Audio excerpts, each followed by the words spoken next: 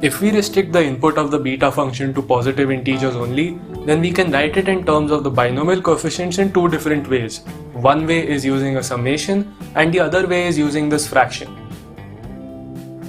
In part 1, we saw how to go from the summation to the fraction without using integration. And I think you'll agree when I say that it was quite a cool method. But one shortcoming of that method which really bugged me was how difficult it is to prove that beta of AB is equal to beta of BA using that method. The integral representation of the beta function shows this quite easily, but looking at the summation representation we have here, it's not at all obvious. So in this video, I want to make up for that by showing you a method which very naturally shows that beta of AB is equal to beta of BA using the summation representation. Let's call this sum S of AB. Using one of the most important binomial coefficient identities, we get a sort of multivariable recurrence relation for S of AB. This relation will form the backbone of all our arguments henceforth.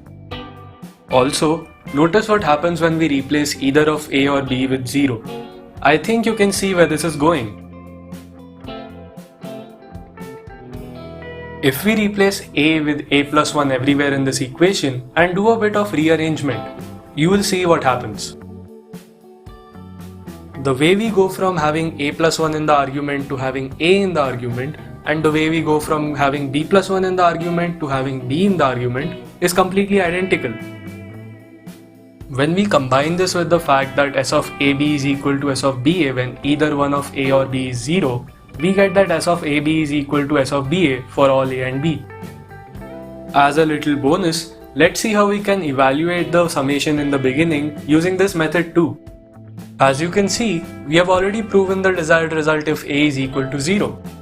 If we assume that the desired result is true for some A, then we can easily show that it's also true for A plus 1 using a bit of algebra. And this, via induction, shows the desired result is true for all A.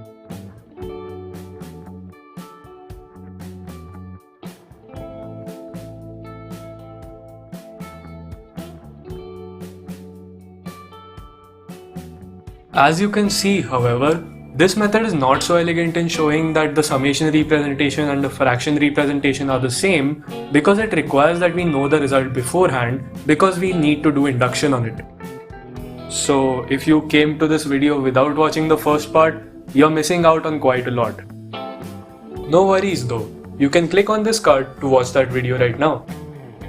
This video was part of a collaboration with the Instagram page Curious Math. If you want to find out more about the beta function, head over to the link in the description to find their post.